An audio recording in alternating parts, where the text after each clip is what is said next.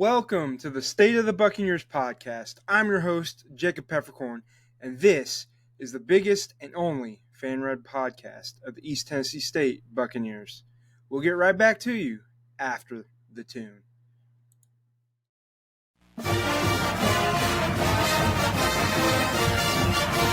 Welcome back to the State of the Buccaneers podcast. I have a big, but just it's going to be kind of a maybe quick episode. I don't know tonight. Depends on how much we can talk, right? Yeah. I'm welcoming back my first return guest, Ben. You may know him from Twitter as ETSU Buckeye. You may have seen him beside me at the SoCon Championship this week. But with tonight's episode, I just want to kind of recap the ETSU basketball season and just sort of talk about the SoCon tournament and the portal a little bit and just sort of give our thoughts on this season as a recap of Coach Savage's first year. But it came to an end Monday night at the SoCon Championship after an amazing run in the tournament. Dropped to Samford, which I think was kind of expected just with playing 4 games in 4 days. But plus they're so good and so deep. Yeah. Regardless of what you think about their system, they are definitely effective at it. I don't think they play anybody more than like 15, 20 minutes a game. I mean, it's hard to stop, especially on 4 days. They just have a good offensive. They're just a good offensive team. Like when you're worn out, it's hard to. When you're playing at that pace, it's just kind of hard to keep up after you've gone the two. It was just a 1 overtime game, but 2 games that were super close, physical games, and it's just kind of run. ETSU just kind of ran out of steam, but all around a great year for ETSU, especially compared to where we were last year. To get to that SoCon championship, it's just a good feeling all around the program. I think coaches and players are proud of themselves, and fans were all proud to get that far and push Samford to the limits. Yeah, Matt, I don't want to overstate that. I mean, it's regardless of how it is, and I think I said this on X or Twitter or whatever. Mm-hmm. It sucks to lose in a championship game, and I know our guys really were upset. You saw a lot of emotions flowing, but I mean, like what an accomplishment and what an effort that they put in out there in Asheville to be able to pull an upset over UNCG for the second weekend in a row. I mean, that was a good team as well, Greensboro, and then obviously the game we'll probably never forget and put it up there with the Pat Good Western Carolina game of that comeback in Asheville versus Chattanooga to eliminate them. But yeah, I mean, you're right. I mean, those are 2 back-to-back really tough physical games, especially the Chattanooga game going to overtime, and then you always hear coaches say a lot of times, if you trail the whole game, and a lot of times teams will run out of steam right at the end before they can actually get up over the hump and take the game to overtime or win it. And the guys just kept battling, even with Parker and who else fell? Ebby and Parker fell out there late in the second half. And honestly, you and I have talked about this a lot and talked about it on the group chats and stuff. I think you could see it happening right down the stretch. I think maybe I got the schedule here, trying to figure out what game it was. I think it was probably right around the time that we lost to Western Carolina. After that, we rattled off the win versus BMI, then we lost to Samford. Right around that time, we started talking about the fact that the bench production had stepped up. Mm-hmm. Even if they weren't scoring, they were giving valuable minutes and contributing off the bench. And I think that really showed up there in Asheville. Obviously, you have the VMI first round game or whatever you want to call that, where the bench outscored the starters, which was huge because coach was able to take a lot of the starters out. I think the most minutes in that game for a starter was like 21 minutes, and I think that was Q. So that was huge for them being able to make the run to the championship game. But just being able to see, like DJ Hughes had some huge minutes, especially in the Chattanooga game. Getting out there in that press when Parker went out of the game. So I can't say enough about the bench production being a big factor there. But I mean, it just really all started clicking at the right time, and I tip my hat to the team and Coach Savage for getting those guys playing hard. I mean, it's like every 50-50 ball was the Bucs. It seemed like there in Asheville, and even if they didn't get it, they tipped the ball several times before it landed in the opponent's hands.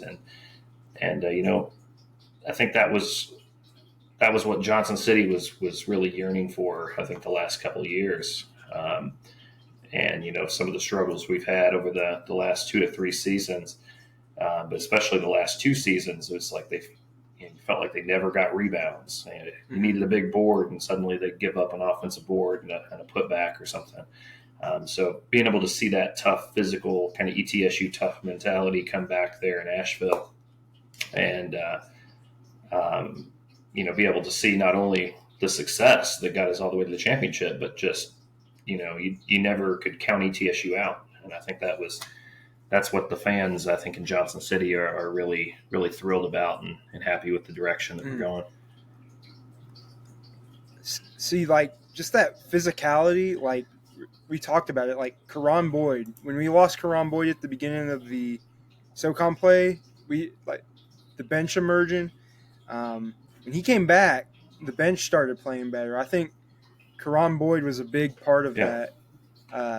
Coming, I've talked about it numerous times that like 8 points and 8 rebounds, that was sorely missed, and that sort of spurred on the, comeback heading into Asheville.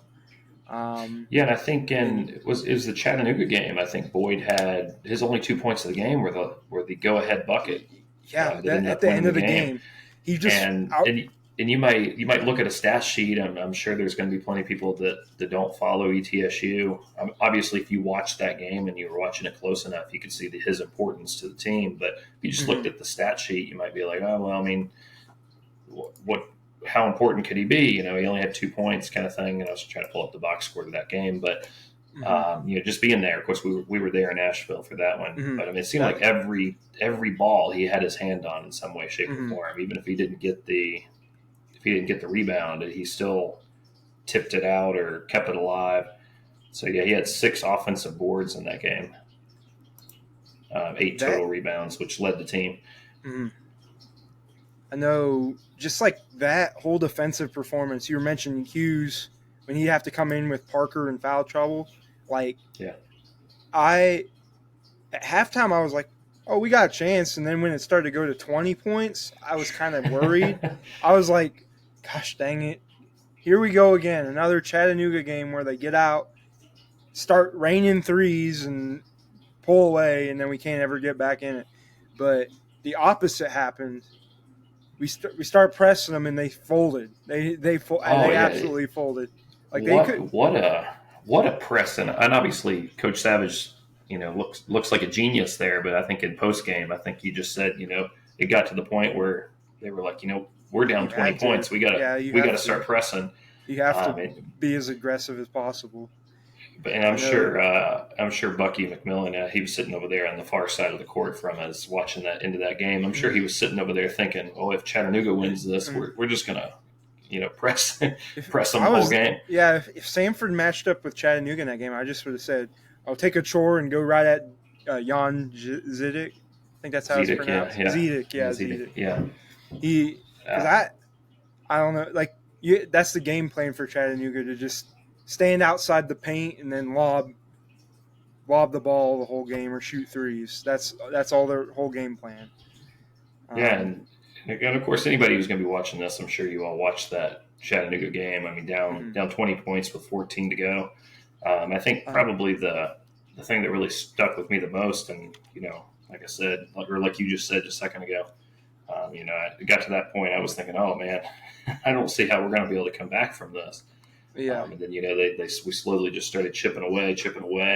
I mean, Ebby kind of lit a fire into the guys. I think he Once he hit started several threes there in a row and started threes and knocking mid things down. range, he Yeah, got exactly. confidence in his shot and just started draining mid range. Once those shots started falling, everyone else started to believe. And I'll tell you what, Q's physicality was a big factor too, both in the UNCG game and Isn't he amazing? Just like it almost seems like, and I think I've heard Jay say this before. It almost seems like he prefers a really difficult shot in traffic when he's driving to the basket and like hitting the layup. It's almost like he's better when he's like absorbing contact or doing like some crazy reverse layup kind of thing. I have a theory on that. Since he's from Gary, Indiana, just like that's the Indiana physicality, like just playing in high school gyms every night that are packed. You got to be physical. Yeah, it was just incredible all the way around. And I've seen several people, commenting on Twitter and Facebook and stuff where they're saying like Chattanooga blew that lead or Chattanooga, really gave the game away. But Chattanooga really didn't give it away. ETSU just out physicaled. Yeah, other than the fact that they turned the ball over a lot in the press, which I don't really say is giving the game away. They hit some big shots down the stretch where I was thinking, oh man, that might do it. And then we just came back down. Q would hit another one, or Seymour would get one in, or we'd get a quick and one or something like that. But I mean, Chattanooga didn't let ETSU. It's not like they just went down there or taking bad shots and making just not making their shots. I mean, they still hit some big shots. I think Bonham hit a couple of them. Bonham and Zedek were taking the game over too. Like ETSU had to they had to go. Like they had to hit every single shot to win that game. Like every single shot they hit, they had to hit the shot. They couldn't just be lazy the rest of the game. But and actually speaking of that game, I did want to mention that I just tweeted earlier. I saw they released the I guess you'd call it the numbers or like the viewership on that game. And I thought I had it up, but let me get to it real quick. But Chattanooga and ETSU, I mean, they definitely drew in the viewers in that game. And of course, the way it was set up this year is we had both the semifinal games. And I think this is the first year that we've had this new TV deal with the SoCon, where it's both the semifinal games were on ESPNU, and then the championship game I think is either ESPN or ESPN2. This year it was ESPN2. I think we got flexed over there for was it the JMU game or something? Yeah, JMU, probably because of UNCG and Chat losing, I'd say. Yeah, it could be. But also, I did want to mention that this is also the first year that the women's championship game has been televised on like the major networks. So we also had the women's game, which was UTC and UNC Greensboro on ESPNU. So anyway, I was going to go through a couple of these numbers. The women's game drew 24,000 viewers, which might not sound like a lot, but I think it's just important that we actually got the championship game on a major network. So going up to the men's semifinal game between Sanford and Furman on ESPNU, it had 32,000 viewers. And this is the one where I think it's really impressive. So ETSU and Chattanooga, and I know there's been a lot of talk going around after Doc Sander mentioned kind of some frustrations about some of the sort of archaic rules that the SoCon has. And basically, there's kind of started like a big discussion on Twitter yesterday about the importance of the public schools in the conference, and I don't think anybody can really argue that Chattanooga and ETSU are by far the two biggest brands left in the SoCon. There's not an App State or a Georgia Southern or Marshall or anybody like that left in the SoCon. So I just thought it was interesting that pretty much a day after all those arguments / discussions and stuff that we were having on Twitter, that the numbers got released. And so Sanford Furman had 32,000. ETSU and Chattanooga had 64,000 viewers on their semifinal game. And obviously part of that was just because of how crazy the game it was, I'm sure. Yeah. People just tuned in. And also, probably the fact that, you have kind of an all East Tennessee, it's a rivalry matchup, stuff like that. But to completely double up the Sanford Furman game on ESPNU. And but one of the things, though, that I wanted to kind of point out about that is that's a really good number. It doesn't. It's a good number for Southern Conference ball. Well, it's a really good number for ESPNU, and I think that's something that the SoCon should be really happy with, because I was looking through the total viewership across the ESPN networks this weekend, and out of the ESPNU broadcast, that was the 5th rated broadcast, and it was the highest among all non-Power 5 or Power 4, I guess you'd say now, non-Power team women or men's college basketball. I think there was a Lady Vols game, I think, in there that drew several 100,000 viewers, but at 64,000, it was the highest rated mid-major game on ESPNU on the weekend, and just to kind of completely double up the Sanford Furman game was kind of eye popping to me to have 64,000 there. I know, and I know ESPNU kind of course gets the weaker games, usually, but it's also not everybody has it. I think a lot of people pretty much if you have cable or you have any kind of cable or satellite service, you pretty much have ESPN, ESPN, ESPN2. Like hotels don't. I don't think hotels get ESPNU. I don't think they might not. Like public places don't. Very good point. Also, I think got DirecTV.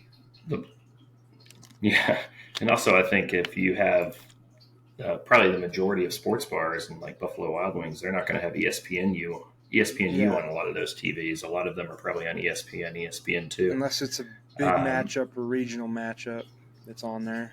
Yeah, exactly. Watch. A UT. So I thought those were pretty good numbers. I'd be curious to go back, and I don't know how to find it.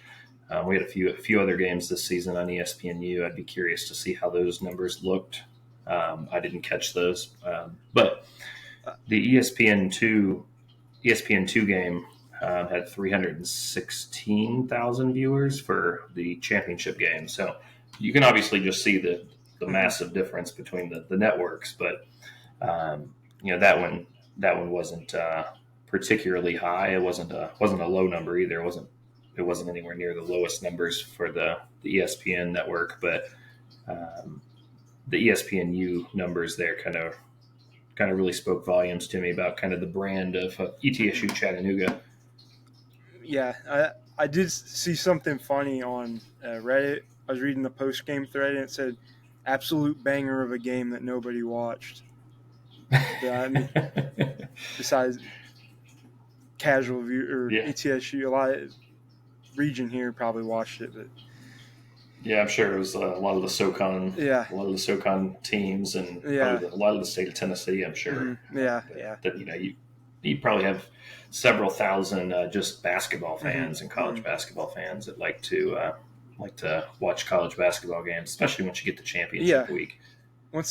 If there's a good game on, people turn it on. I turned on the Stetson Jacksonville game. There was absolutely anarchy at the end of the game. I'm sure a lot of people did that with ETSU and Chattanooga.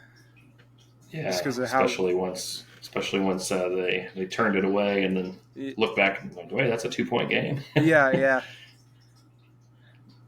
I know a lot of ETSU fans probably did. I know one of my buddies, he said he went to sleep and woke back up and they won. Yeah, I'm glad the team didn't do that. Yeah. But they just kept, regardless of how much they got down, they just kept battling. And obviously, a lot of that probably took off their legs for the championship game. But it was amazing to see him come back and get us back to the championship game. I know that might be a top five. Exactly, yeah. Top five moment I've been to of ETSU game. Like, it's probably top three, honestly. I've actually been in person. Yeah, for basketball, for sure. I can't, at least during my lifetime, I think that's up there with the Pat Good game. Probably interchangeably at 1 and 2. Although I would almost say the beating Chat and it being in the SoCon tournament. Then the way we did it, I think would probably make this probably my top ETSU game in basketball, just for top excitement. Basketball game. Yeah. I know I've been to some big ones. I wasn't actually at the Pat Good game, so I'd say this is number one. My first ETSU game I went to was insane like that. Well, it didn't mean as much, but looking back, it was a buzzer beater by Jarvis Jones. That's another one. It's just my first memory of ETSU basketball, so that's why it's so fun. But I think there's been several ETSU basketball games, of course, I've been to over the years where we've had a buzzer beater to walk us off kind of thing. And I've also been, unfortunately, seen a couple of them on the other side as well. Yeah. The one I'll always remember, we were playing Belmont in the Dome, and I swear, I can't remember the exact numbers, but I think Belmont was down 11 points with like a minute left, and they beat us in regulation. I'm used to that crap. I'm just used to that crap at this point because of my rooting. Oh, gosh dang it. The worst one all the worst ones were with Oliver losing to like North Carolina A&T with like a second left or whatever. Or Jacksonville Oh, you State, remember I can't remember. Was it Oliver's team or Shea's team where one of the assistants called a timeout when it was Shea's team because I think Monsanto hit it. Hit a three to go ahead of Chattanooga, but they called a timeout before it. Oh man, I do remember. I felt so bad for. It was Chattanooga, which kind of made it even worse. But I think it was Matt Wise. I think was his name, the coach that did it. I felt so bad for him because you never know he's going to hit it, so you can't blame him. But man, that was brutal. Trying to get a play set up, actually. Yeah. Definitely. This is probably the top basketball moment. This is comparable to the comebacks in football against Kennesaw State and Furman. And we were talking about that, I think, on the drive back. Yeah. We were talking about whether or not that. I almost think being down 20 points with 14 to go in basketball is a little more difficult to overcome than being down a couple scores in football, because obviously football has 2-point conversions, onside kicks, things like that, where you can just prevent the other team from scoring. The other team can still go on a run. Yeah. Late, like if you get worn out, they can still score.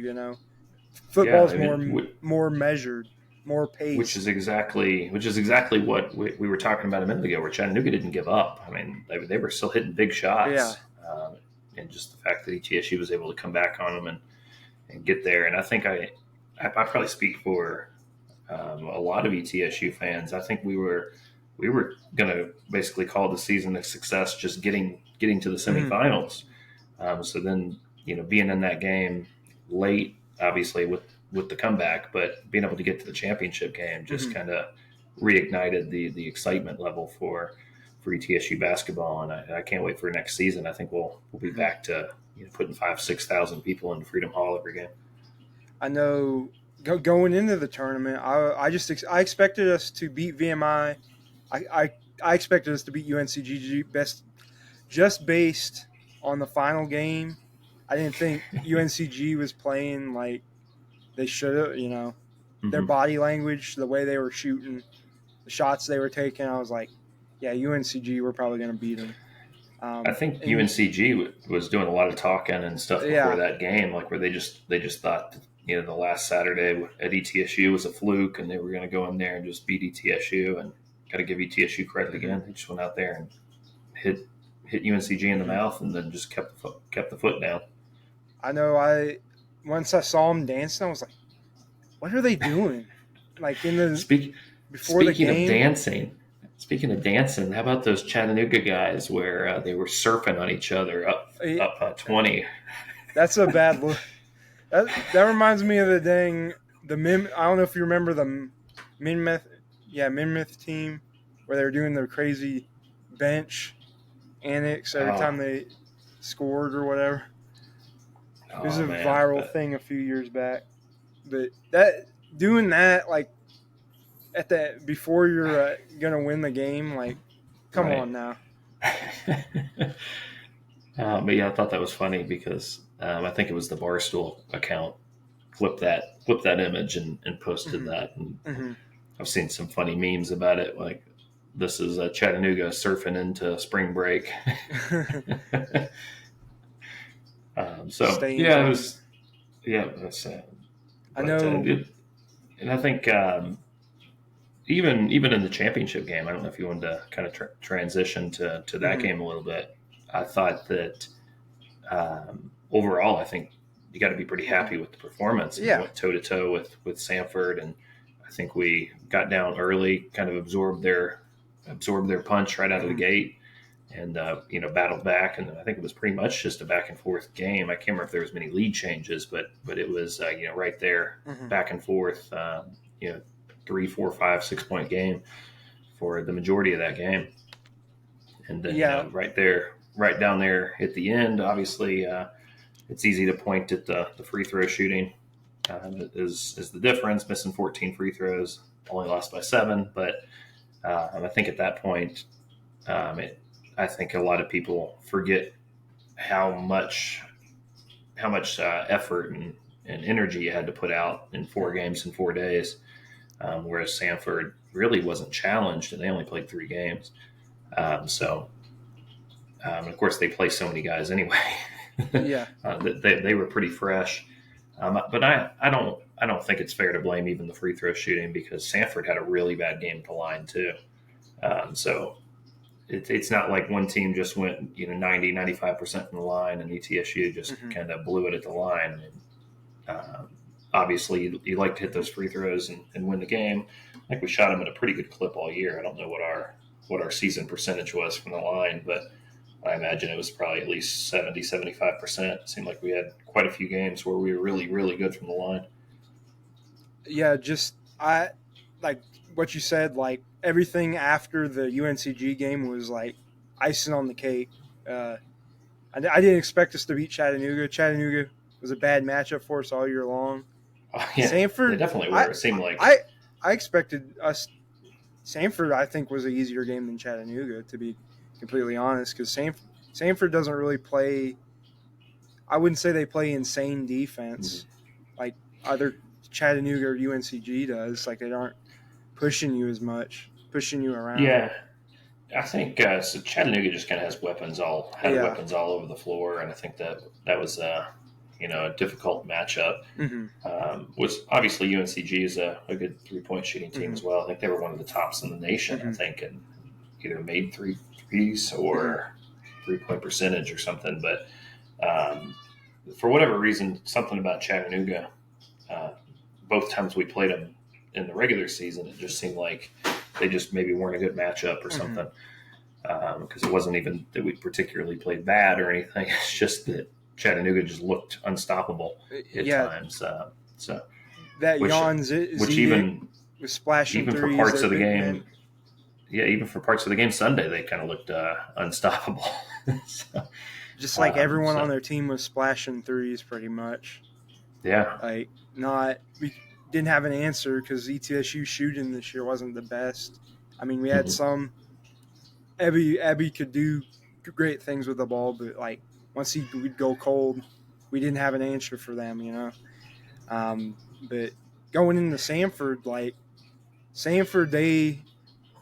they play post out like they post up and then they pass out a lot of the time, or just go speed down the court, all speed. Chattanooga didn't play like that. They're more of a balanced type offense. Did Sanford press all year? Is that kind of their identity? I think so. Because I knew they did it, but I didn't catch the game. I was listening to the game when we were at Chattanooga or at Sanford a couple weeks ago, so I wasn't paying too much attention to how they pressed and stuff. But I was wondering if they maybe did it the whole game like that because they knew ETSU would wear down, and if so, I mean that's a good coaching move. But I wasn't sure if maybe that's what they maybe that's just kind of their style. I think they did that against Purdue early in the year because I recall what's his name, Dallas Graziani. He had a lot of steals, like just pressing, but obviously that doesn't work against a Big Ten. That's why I have doubts about him being an underdog team in March because when you press in the tournament, they're going to call fouls, unless it's end of the game type deal.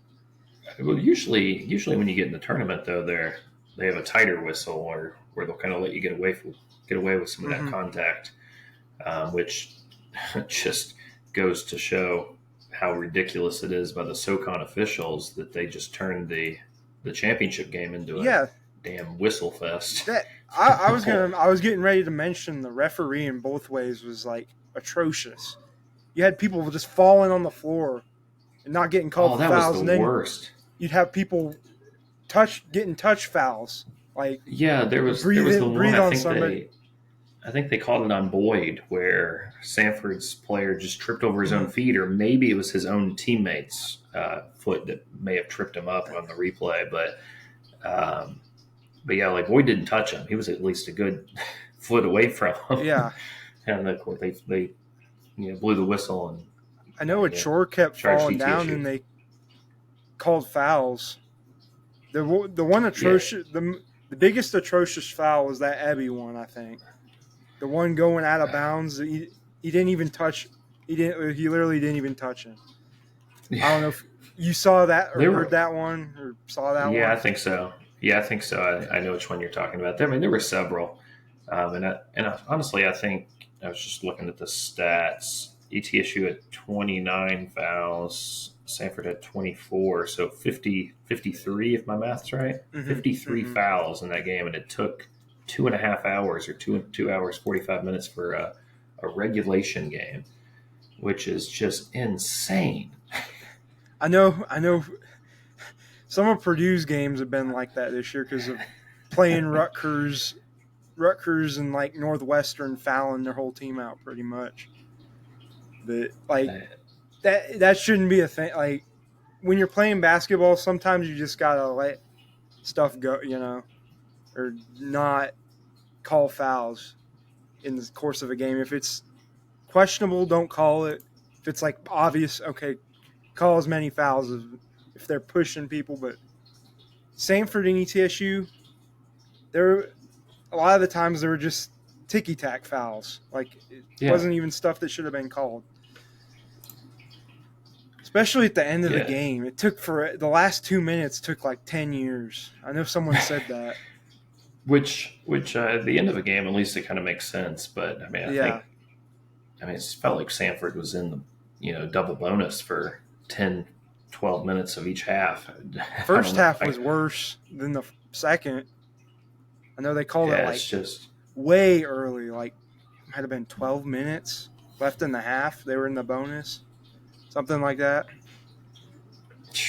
It's crazy. I can't believe how many fouls were called in that championship game. Second half, they just started calling them on everybody, like just swallowing the whistle. I don't know. It seems like they probably should have it at some point. It was just let them play a little bit. Yeah. I don't know. I love watching basketball, but I'm not a big fan of just watching a game that's just completely whistles. I want to see teams play basketball. I think play motion. Have some motion to flow to the game. It was the Utah State game this year was that way. I know. Just like. I wonder how many whistles there were in that game, or for fouls. Let me look that one up real quick.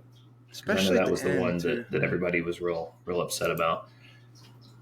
Because I think just about everybody on the team had 4 fouls, it seemed like, in that game.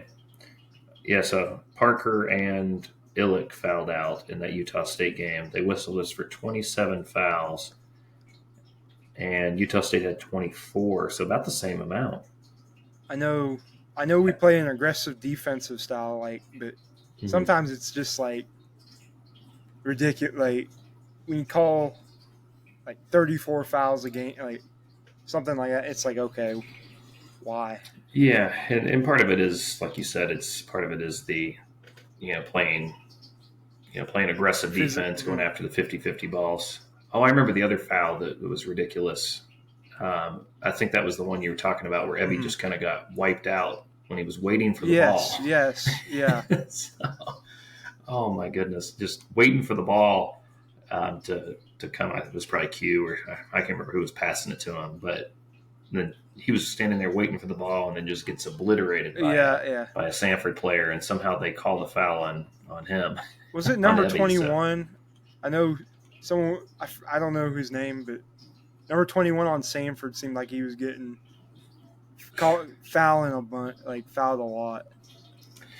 I don't know who it was, but and I think there were a couple bad calls against Samford too. It wasn't all against TTSU. Definitely wasn't definitely not making excuses or anything like that. But it was a good game. Samford's a good team. They deserve to be in the tournament. They were the best SoCon team all year. Overall, they deserve it. We'll see who they play in March Madness. I do think they will have trouble against certain teams. They have go against a team with a good big man, they're not going to do anything. If they go against a team with athletic guards or good big men, I think struggle. A lot of that ends up coming down to the matchup. I think Samford's. I think they've got a good chance to make maybe a first round upset.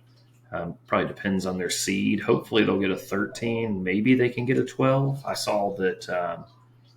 Was it Richmond?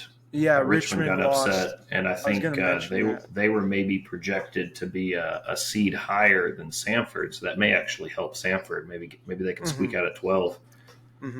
That 12-5 matchup, that's always a good place to be if you're the 12. Yeah, it just depends on who the 5 seeds are too. If it's a team that's underperformed, if it's a team that's they kind of didn't have a great non-conference and they're just kind of budding as they're getting into the tournament, that's a bad matchup. But if it's a team that's kind of struggled, has only one-dimensional. I always looked at it as if it's like a mid-major kind of, you obviously at Gonzaga, Utah State, they're still technically mid-majors, but I always thought those were the bad matchups at the 5. If you get a mid-major team like that, because then they're just as scrappy as the underdog team. I think last year I picked Charleston over San Diego State, which turned out to be a bad bet because San Diego State's, like you mentioned, a scrappy team.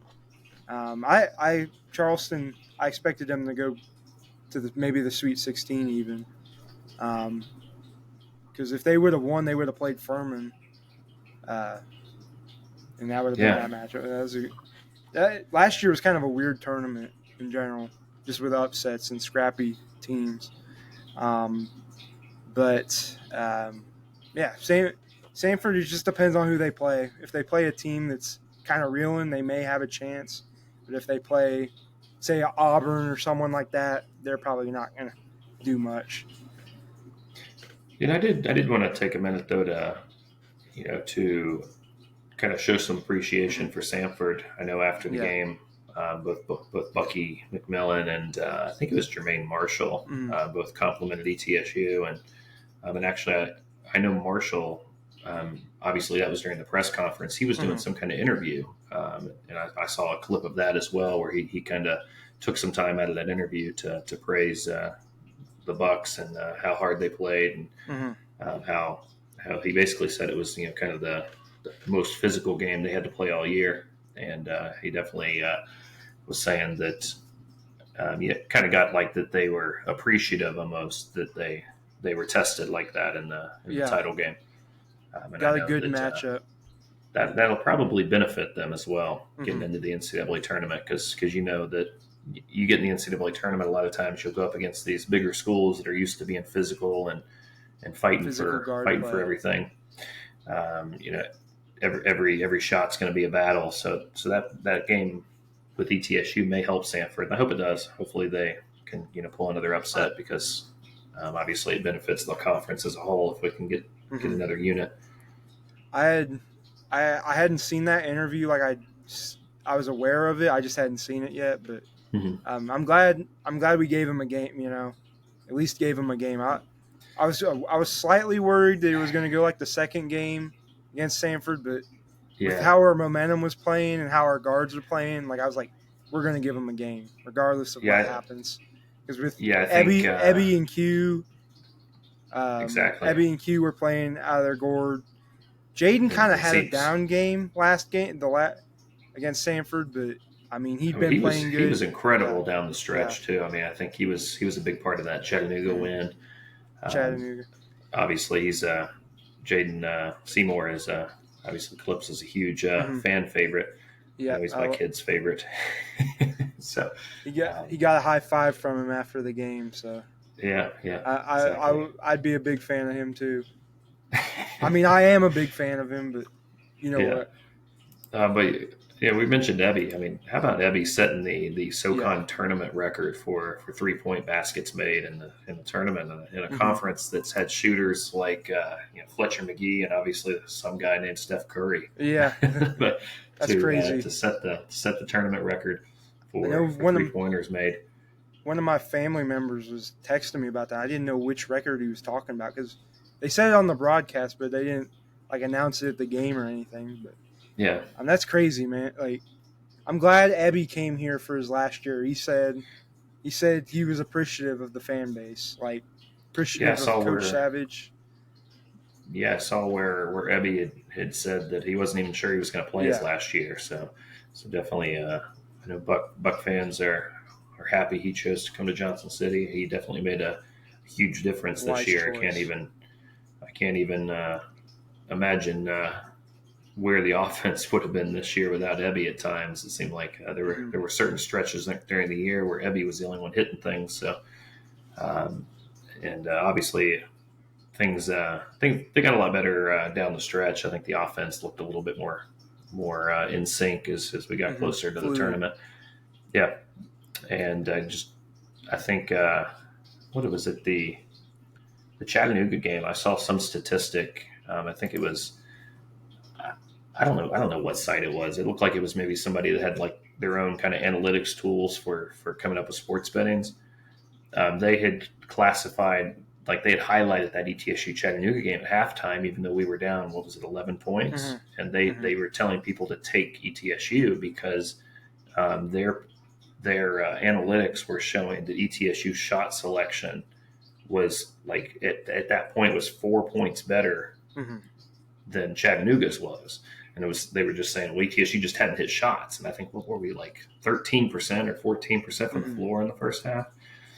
So just kind of goes to show that, if you're getting the right shots and, you keep putting the shots up. I know Coach Savage had said several points this year that, you just got to let shooters keep shooting. And, you get the right shots, eventually they'll start falling for you. And boy, did they in the second half.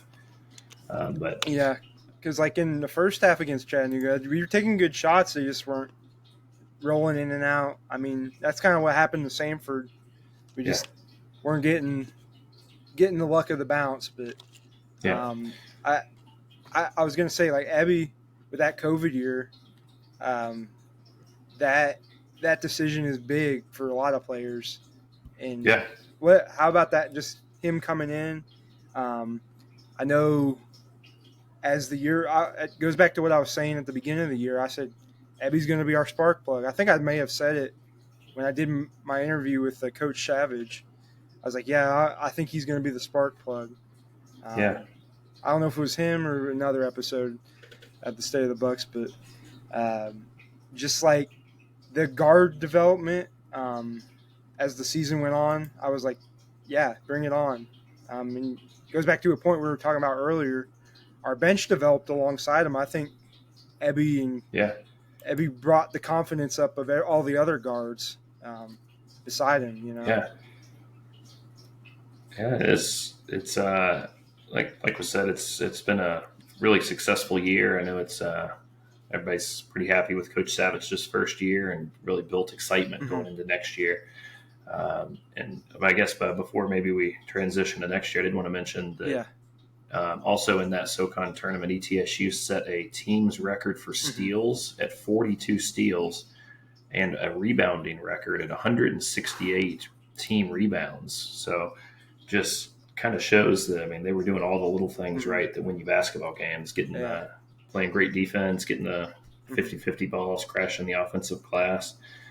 So I mean that's really an identity. I mean, under the Savage's first tenure here under Steve Forbes, that was really kind of ETSU's identity, playing good hard defense and getting the 50-50 balls.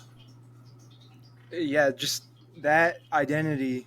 You could see it from the first practice I went to. I know the team obviously wasn't fully developed then, but like just the starters, they started out the year, they were physical. I think I heard Coach Savage said that they played MTSU in some scrimmage, and I just heard him say this like a week or so ago. And he said that there was one point in that game where they were down like 32 points in that scrimmage. I mean, just talk about in MTSU, they looked like they were going to be good coming into the year, but they had a rough year. Yeah. So just the overall progression of the team throughout the year. I mean, you can't say enough about how much they improved and grew to play together and things. I think one thing that illustrates how far Savage has brought the program is the development of Alan Struthers as a playmaker and getting his confidence up. I know last year he was a turnover machine coming to the year. There's some questions about whether he would even come back, but Savage got in there with him, and Savage believed in him and coached him up. And he became one of our biggest contributors off the bench when Q and Ebby got in foul trouble in the chat in UNCG games and Sanford. I think those games. I'm glad you brought him up too, because he was I would almost say he was probably the main difference down the stretch in the Chattanooga game. I mean, he was just playing lights out defense. He had that one where he stripped the ball right out of I forget the guy's name, but their big guy for Chattanooga. He just stripped the ball right out of his hand on an inbounds, and that was huge. I think that Chattanooga game, I think we were talking about where that might have been his best game ever as a Buck. It might have. I think so. I just know, pull that box score back up. Like I went to the preseason Asheville tournament like a year ago. Just thinking about his development since then. Like that game, he was having horrible games. He was rushing his shots, just out of control. And to think like in Asheville, a year and a half later, he's one of the biggest contributors on the team. And some valuable stretch minutes. Yeah, so he played 28 minutes in the Chattanooga game, finished with 8 points, 6 rebounds, 4 assists, and 5 steals. Only three turnovers. So positive assist to turnover ratio, but the 5 steals that led the team for the Chattanooga game. And I mean that he was just even on the I think it was even the last. If I'm not mistaken, I think it was either the last play there in overtime. I think Struthers was on the ball, if I'm not mistaken. And I mean, he was just played great defense without fouling, went straight up and affected that shot. So I mean, I'm definitely excited about the trajectory of the program, and Struthers is going to be a big part of that going forward. I'm real happy he stayed in Johnson City. Me too.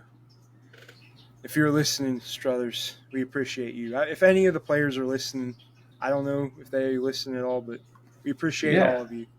I mean everybody in the team plays a part, and and I know that somebody we haven't mentioned yet, Jaden Parker, and congratulations to him for setting ETSU's single season block record, breaking Isaiah Brown's record. I remember watching him play when I was younger. I can't remember. I think he may have still been on the Bucs teams when I was starting at ETSU. I forget what year he left ETSU, but I remember watching him. 2010. It might have been the Mike Smith's last year. Okay, yeah. I think it might have been either that year or that 2010-11 year. One of those 2 years. Because that's when I started watching Bucs basketball when I was a kid. But funny you mentioned that. Jaden Parker, when the block happened against to break the record. UNCG, I think. Yeah, was it? I didn't know it was UNCG or VMI. I forget which game it was. It was UNCG because I was there. Okay. Yeah. And I didn't know it was the one that broke the record. Everyone cheered. I thought he had to get 2 more, but it was the one that broke it. And I was like, and then I heard it later, and I was like, oh, okay, that makes sense. Yeah. Everyone was cheering super loud. So I mean, turning the page into next season. I mean, I think obviously you don't really quite know what the roster is going to look like, but I mean, a lot of guys have the ability to come back next year. Hopefully they do. Hopefully most of the guys return. I'm sure there'll be a few guys that probably won't be a part of the team next year, but and we wish those guys the best luck wherever they end up. But I think as of senior day, I think it was just Ebby and Jaden Parker that walked. I know Parker has that grad year, but who knows if he wants to? Yeah, he may go play professionally or go try his luck somewhere else. I heard he might have the option to go professionally. He may, if we have NIL, he may come back. We'll see. We'll see what happens. Like you said, Ebby and Jaden are the only 2 confirmed. We may have some attrition towards the end of the bench, but we'll see what happens there. Hopefully the main core comes back, and obviously the way college sports are now, you're not guaranteed anybody is going to come back. Yeah, especially recruit the whole team every year, especially at the mid-major level. Yeah, but I really hope that everybody comes back, because I think with all the pieces coming back, and then if we can add another couple pieces, we'll talk about maybe recruiting here in a minute, but yeah. But if we just add a couple pieces back to what we have coming back, I wouldn't be surprised to see TSU as one of the favorites next year to win in Asheville. Especially with the attrition at some of the other SoCon programs. I know Furman's losing a lot of their upper guards. Yeah, Foster UNCG, and Witt were hit the portal today. And then UNCG graduates a lot of their team. Sanford graduates a lot of their team. Chattanooga too, and Mercer lost their coach. I can't believe Bonham has another year. I think we got to deal with Bonham for another year. But I think a lot of the SoCon schools, I think we're losing some people. Obviously, VMI and Mercer with the coaching change, I think both of them pretty much lost their entire team. And with there was somebody else I thought that. Maybe not. Okay, I think it might be maybe it right now, but I think the portal window doesn't open yet, does it? I don't think it's open yet for undergraduates. I think you can enter next week. I think you can enter your name in. I don't even know if you can do that. I think it's just graduates, or if you have a coaching change right now that allows you to. Okay, that makes sense. That makes sense. Which I think makes sense with why the 2 guys from Furman are in. I think they're both graduate transfers. I was going to ask because about Mercer, Jake Davis and David Thomas entered the portal. I know we kind of brought that up. The inter-conference transfer rule. Such a stupid rule. That's a stupid rule with how college sports is set up right now. Because, if your coach leaves and you just want to stay sort of at the mid-major level, you might have to transfer 300 miles out of the way, 500 miles to a different region. And if you're not familiar with what Jacob's talking about there, I mean, the SoCon, I believe, is the only conference now that has a inter-conference transfer rule that makes you sit out if you transfer among conference schools. So, for example, these Mercer players or the VMI players that are in the portal, if they wanted to go to Chattanooga, for example, they're going to have to sit out a year unless they're a grad transfer. That's the only exception to the rule. But I mean, it's just such a stupid rule. I know Especially with the way that college sports are now. I mean, the NCAA has been struck down a couple times by trying to make players sit out. So, I mean, that's the one thing. I mean, if any player was to bring a lawsuit against the SoCon, they would lose. Instantly, because I think the Big Ten used to have that rule, and I think someone might have sued, and they changed it like a few years back because of how the transfer portal's evolved over the past 10 or so years. Plus, it doesn't really make a lot of sense anymore because the guys are going to enter the portal anyway, and I think as the SoCon is a conference, you want to try to keep your best players in the conference. So if there's any chance that a guy from Wofford or Samford or ETSU enters the portal, if there's a chance that another conference team can grab a top player and keep him in the SoCon, I don't know why you wouldn't want that. Especially, obviously, it restricts players. Because, if they want to transfer closer to home, like they got somewhere where they're riding the bench, and they want to transfer somewhere where there's more playing time or a better opportunity for them to grow their game. I don't know why. I know what sucks is, if you were to lose a coach to a conference opponent like VMI did to Chattanooga, that's kind of which I think is kind of what you saw a lot of people that were outspoken about the rule yesterday when we were discussing it on X. A lot of people kept saying oh, why do you all want to poach military schools players? And I'm like, first of all, I don't think anybody's trying to do that. I think most of it was the one exception to that was when their coach left VMI and went to Chattanooga. And I mean, my argument to them was if a coach can leave and go to another conference team, why are you going to make the players sit out a year? Or Dan Earl didn't have to sit out a year.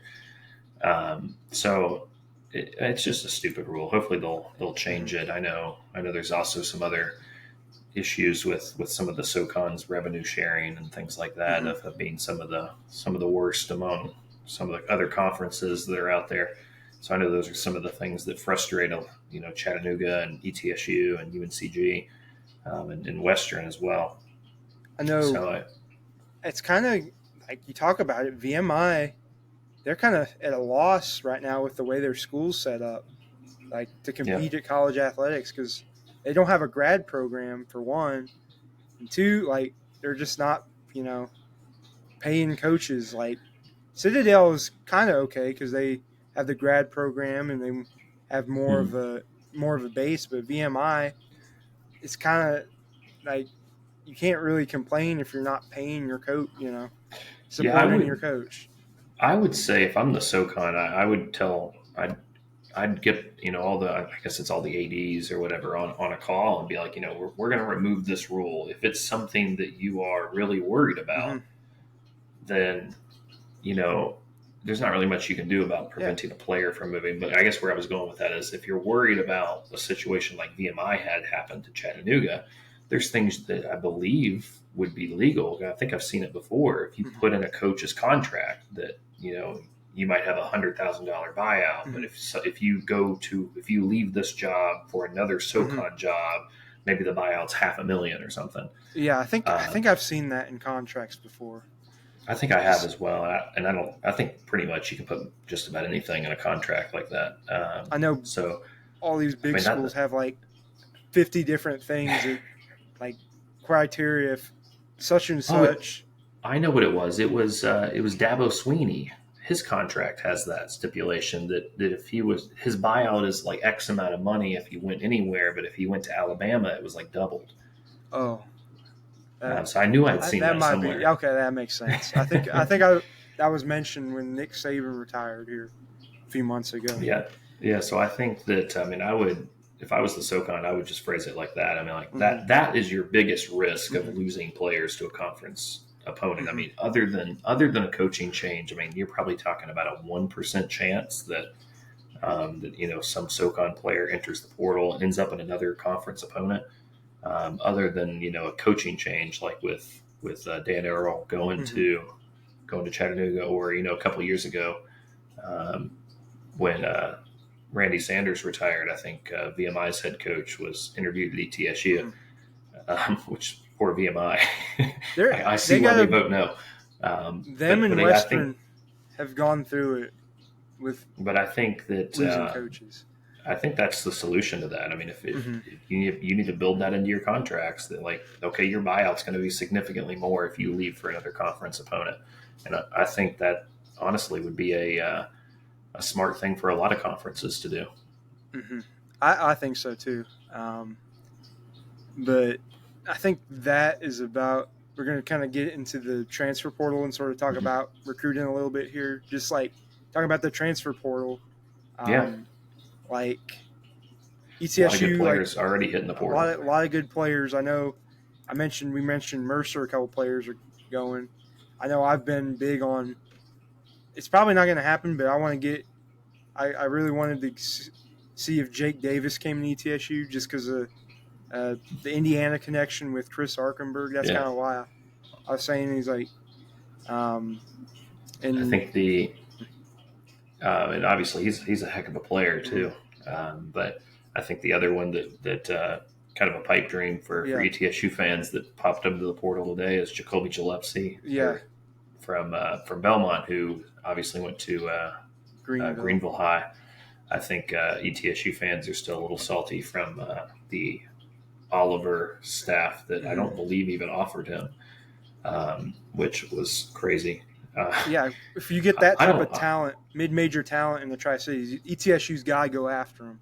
I think I was trying to think about this earlier.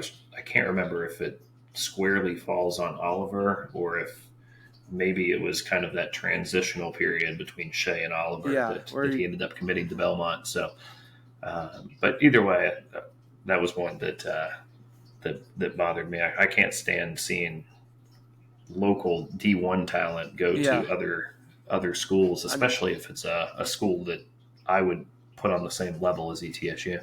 I was kind of definitely is that. I don't know what happened with Zach Irvin going to Wofford initially. I sort of felt the same way about that, even if his college career hasn't turned out as well. But if you have a D1 player in your backyard, we gotta go after him. At least try to recruit him. And I know Forbes tried really hard to get Mac McClung. That's what you got to do. I mean, you gotta try. It doesn't hurt to try. Old college try, and I don't know. I mean, Jacoby Gillespie, I think he could transfer to a high major, but does he want to transfer to a high major? Because he's not a huge guard. His shooting percentage is good, but it's his minutes he may not get the minutes at a high major. So maybe, just maybe, he's. Yeah, I mean it's maybe. I guess you never really know why somebody's transferring. I think a lot of times you assume that maybe they're enter the portal for a better opportunity, but it's maybe not always the case. So maybe his family's pulling. Maybe his family's pulling him back to the Tri-Cities.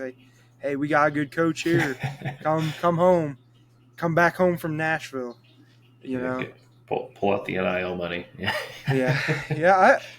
Funny you mentioned that. ETSU is setting up an NIL, and they're on the NIL store now. So you can buy Jaden Seymour or Tyler Rice. Those are the two I saw in there. I'm sure more will be putting their name or putting their merch out on there. Yeah, well, got to give the plug. I mean, if you haven't already, go ahead and donate to bucksforgood.com. I'm gonna mention that again later. I know. I mean, I've heard some numbers tossed out about needing 200,000 or whatever to be able to do some roster management, and basically just be able to keep some of your players and be able to give them some kind of speaking engagements about going out into the community, getting paid to do some stuff. I don't know all the inner workings of it, but I know if you have any questions about it, Aaron Heaton has been heavily involved in that, as well as Pete Peterson, the former city manager there in Johnson City. let's see. I was gonna, just go donate for that. I'll put a link down in the description. We'll talk more about it here in a little bit towards the end of the episode. But just donate if you want to see top level ETSU transfers come in. I know. Keep And keep this exactly. I think momentum on up. exactly, and I think everybody can see the direction the men's program's going as well as the women's program. I think we had a couple tough injuries there leading up to Asheville that unfortunately cut our tournament run short there in Asheville on the women's side. But I think you can see that we've got the right coaches in place, and definitely if we just get some NIL money in there, help them out with the recruiting and retaining some of our best players, I think the sky's the limit for them.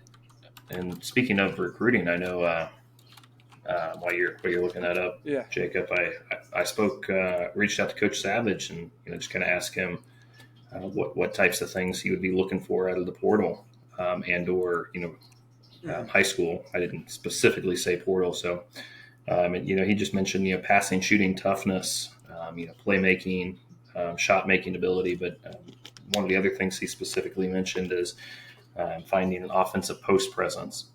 A 5-man that can guard their own position and also provide on the offensive side as well. So I know I'm sure that him and his staff are going to be boots on the ground as much as you can be. I guess at this point, I'm not sure when the dead periods are and stuff like that. But I know with the portal opening up, I think next week, I'm sure that the staff will be making a lot of calls and doing a lot of due diligence there. So I'm sure we'll be seeing some stuff come out. I know there was some talk of some players in the portal towards the end of the year, special cases and just people that have already entered the portal. One was Davion Bradford, who went from Kansas State to Wake Forest, had connections with Savage, of course, and Steve Forbes. He's a baller. He'd be definitely a big addition. I don't know what his interest is, but hopefully he's got some good interest with coming to ETSU and rejoining Coach Savage. I know that kind of fits that post presence need that Savage or other people had mentioned. The coaches had mentioned before in videos and stuff. Another one I've seen just like from Twitter interest, AJ McKee from Queen's University in Charlotte. He averaged 18.8 points per game, 2.4 assists, and he shot 37 per. He shot decently from the field. Probably would be a good Abby replacement. I think that's kind of the other than the post presence that Coach Savage mentioned. I think that's the big question mark is who can replace Abby scoring. Obviously, Q and Clips can handle a big portion of that, but you can never have too many guys that can make a big shot at the end of a game or kind of spark a run. I think that was what kind of made the 30 and 14 special is how many different leading scorers we had. Just like a balanced team. That's the best college teams always, like teams that are built, each have a role, each have a position that they can go off at different times. And just having that scoring ability, we're going to really need it without Abby there. Have a running mate for Q next year. Of course, Mackay and Gabe Sisk as they develop. And playmakers. Exactly. I was gonna mention them. Obviously, I think kind of expect big things out of them going into next year. We saw glimpses of it this year, and I'm sure they've got things they can work on as well as getting more comfortable in the offense and getting more minutes and things like that. I'm sure they'll be a big part of the part of the team. But I know as they develop, they're going to be a great tandem for as Savage's teams develop and program develops. Just having those two contributors from that as their offensive game develops. We've already seen flashes, especially Mackay shooting and Gabe Sisk physicality. I think the sky's the limit with them. Um, Yeah, and I think I was also excited. We touched on DJ Hughes earlier, but the way he kind of finished the season with his mhm, physicality and him kind of exerting his will there on the press specifically there. But I know he has a senior year left. Tyler Rice is a junior. We mhm, saw some glimpses out of him. Hopefully, he can be a bigger contributor next year. And then obviously Karan Boyd, kind of the glue guy mhm. for us, and does so much. I mean, he's only a sophomore. I mean, he'll be coming back next year as a junior and ready to kind of again lead that charge of kind of being the everything guy for ETSU. Then also Yeah. I also forgot about David Merriweather. That's that Mhm, 6'10" senior that I believe he redshirted this year. mhm. And it just dawned on me he was the guy I saw in Asheville Yeah, in the crowd, and I couldn't I gave him remember a who high he was. I five. knew he looked familiar. I knew he didn't play. I just figured, yeah, give him a high five because like I was high boosted his fiving everybody confidence. after the Chattanooga Yeah, game. yeah, yeah. I gave Q a high five. I was happy about that.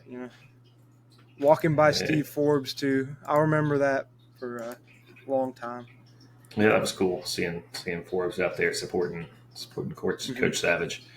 But then also, I think the one guy that I haven't mentioned yet is Braden Illick, and Hmm. yeah, I think he got a lot better last year going into Yeah. this year, and Hmm. I hope to he can kind of continue building that physicality because if he can develop a good physical post Hmm. either on the offensive or the defensive side and just kind of continue developing of that, I mean, he would be a huge piece of an ETSU team. The way he can kind of spread the floor with being able to be a good 3-point shooter. Obviously, we saw that at the end of the VMI game, but Hmm. obviously I was we've so confused when I was doing my live stream. I saw there was like a fight going on. I was like, what? What is going? What is going on? Because I was kind of checked out at that point. I was like, but Illick is back to the point. I was like, Illick, if he can continue to develop that physicality, he could be like a Joe Hughley, a bench big yeah that can shoot. That's what having him off the bench on that 2020 team. That was a big contributor in why we were in Asheville in the first place. Having multi bigs that you can spread out through the game that yeah contribute, and and stay on Illich the court. shot obviously limited sample Hmm. size, but I mean he shot 39% from three this season. Hmm. So I mean he's definitely shown the ability to knock him down and spread the floor. So Didn't obviously a lot of it just comes down to whether or not he can continue to work on his craft and continue to work his way into the rotation. Was it against Chattanooga or Sanford? He got in for a little bit and drained. I think it was Chattanooga where he drained the shot. Well, in the Sanford game, he had he played for 1 minute and hit one basket.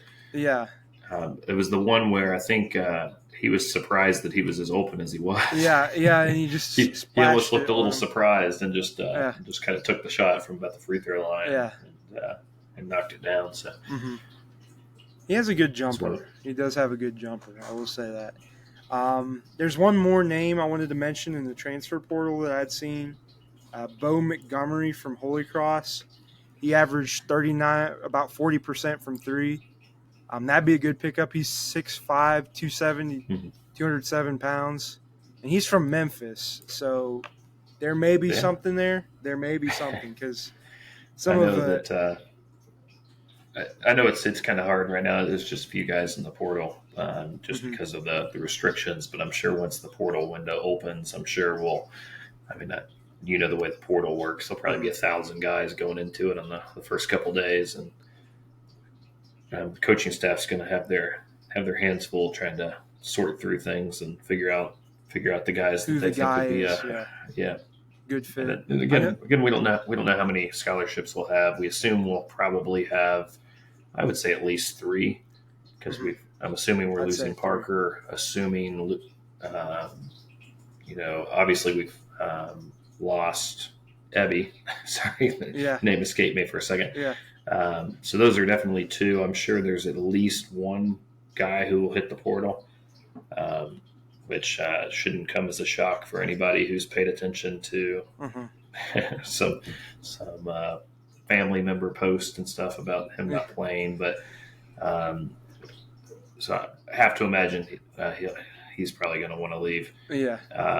But in just the kind of the way the attrition works in general, there may be another 2 or 3 that also hit the portal because maybe they're not happy for whatever reason about their playing time, or who knows, maybe sitting down with coaches and just decide that it's better that they move on. But hopefully I think we've got a good core coming back, and hopefully they all come back and we can build the depth around them. And then continue to develop some of the guys that we've already talked about with, Mackay and Gabe and Braden, Tyler Rice. All the guys on the team, I think, have the ability to continue developing and becoming a big force next year. I think Clips next year, I think he could be a SoCon Player of the Year caliber player. I do too. Also Q as well. I mean, there's no reason to think that Q couldn't be also challenging for a Player of the Year. Just going 19-16 this year, it feels so good. To have that team, it's so crazy. Like, it's crazy to think about that. We're kind of spoiled as ETSU fans with Steve Forbes and even Murray Bartow. Their first years were insane. Even back to Ed DeChellis' teams before Bartow, and obviously the early 90s teams as well. So, I mean, I think we're kind of 19-16 is a crazy good record for a first-year coach. Going 19-16, being one game away from the NCAA tournament. I think most schools would take that, unless they're a blue blood, But, Louisville would love that right about now. I mean, even Louisville, especially with what they've gone through with Kenny Payne and Chris Mack. But, I think we have a lot to build on. Going 12-20 to 19-16, the ETSU fan bases, basketball fan bases back. Going to Asheville Monday night, the amount of people I saw out, there was a good crowd for what ETSU's been here the last 2, 3, or 4 years, since Forbes, after COVID, kind of wrecked the program. And other people, we'll talk about other outside factors wrecked the program kind of, but just that fan base is building back, and Freedom Hall is going to be rocking. We still led the SoCon in attendance this year.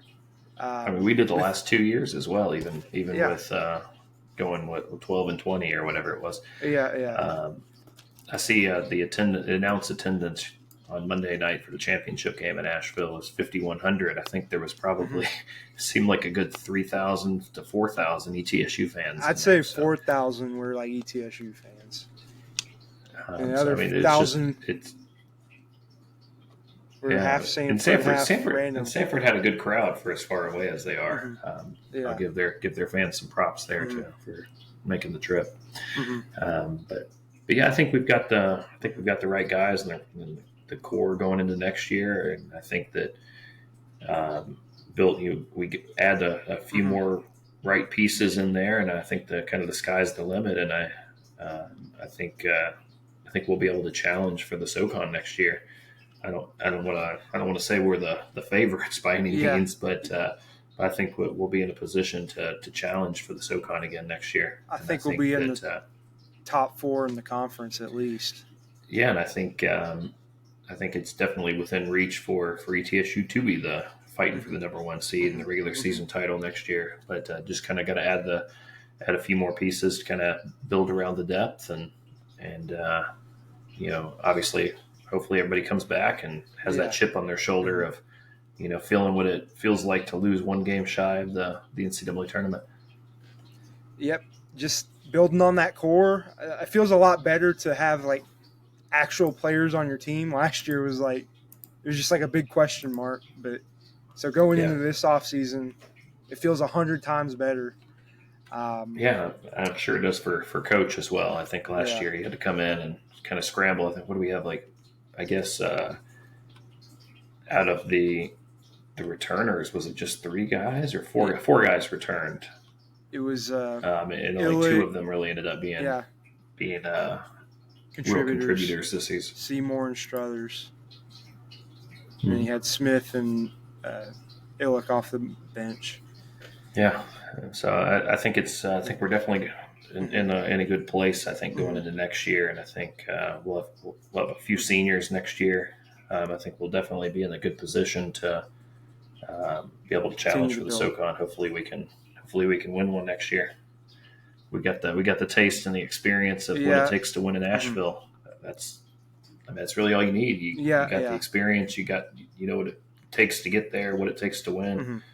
So going into next year, hopefully we'll be able to translate that onto the court. And I think that's all we can say. It's been a great season for the Buccaneers. Been ups and downs, but I can firmly say I'm excited about the future of ETSU basketball.